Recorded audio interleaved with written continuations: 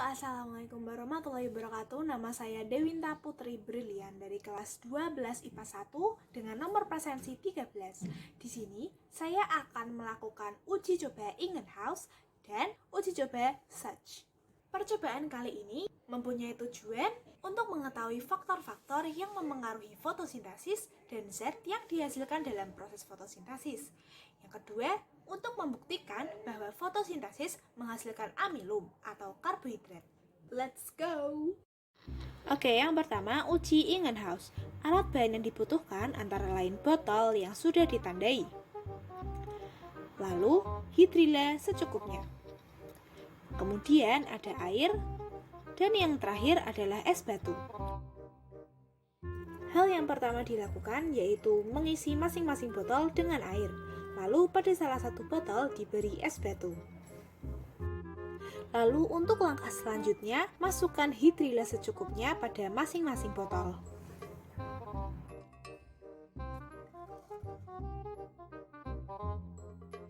Untuk botol A yang hanya berisi air biasa dan botol B yang berisi air dengan es batu akan saya tempatkan ke tempat terbuka yang terkena sinar matahari secara langsung. Kemudian untuk botol C akan saya tempatkan di tempat teduh. Lalu biarkan ketiga botol tersebut selama 30 menit dan amati perubahannya. Nah, setelah 30 menit, botol A yang ditempatkan di tempat terang menghasilkan banyak gelembung. Untuk botol B yang diletakkan di tempat terang dan diberi es batu menghasilkan sedikit gelembung. Sama halnya dengan botol C yang diletakkan di tempat teduh menghasilkan sedikit gelembung. Nah, kesimpulan dari percobaan Ingenhouse kali ini, yang pertama, proses fotosintesis menghasilkan oksigen. Yang kedua, tinggi rendahnya suhu memengaruhi proses fotosintesis. Yang ketiga, intensitas cahaya matahari mempengaruhi cepat tidaknya proses fotosintesis.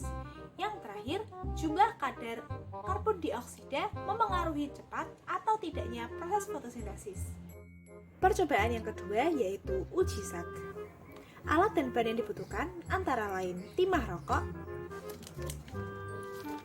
klip kertas, betadin, alkohol 70%, wadah,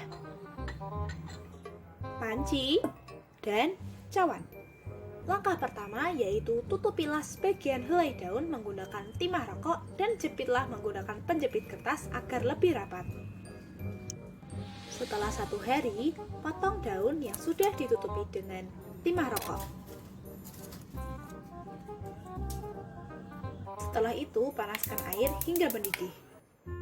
Bukalah timah rokok pada helai daun tersebut dengan hati-hati.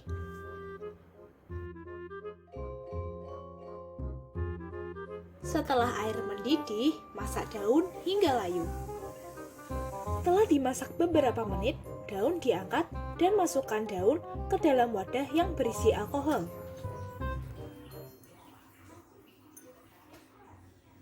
Kemudian, taruh wadah berisi alkohol ke panci air.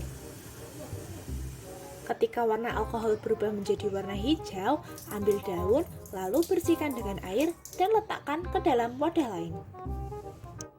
Tetesilah daun dengan betadin, lalu amati perbedaan warna pada daun. Dapat dilihat, daun yang tidak ditutupi akan terlihat lebih gelap daripada daun yang tertutupi.